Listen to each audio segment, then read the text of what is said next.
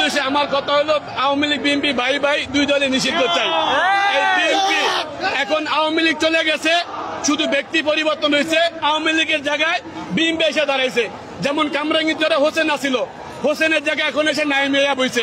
সব ঠিক আছে, আগের মাইক আছে, লোক টাকা পয়সা সব আছে, শুধু ব্যক্তি পরিবর্তন হয়েছে। এই জন্য আমার একটা ব্যক্তিগত খেলা হচ্ছে আওয়ামী লীগের সাথে সাথে আমাদের দেশ থেকে বিএনপিকেও নিষিদ্ধ করা দরকার। ওরা এই 3 দিনে কোনো বিএনপি আসে নাই, ওরা আরো চাইছে যে আমরা কি, ওরা আওয়ামী লীগ আনতে চাইছে।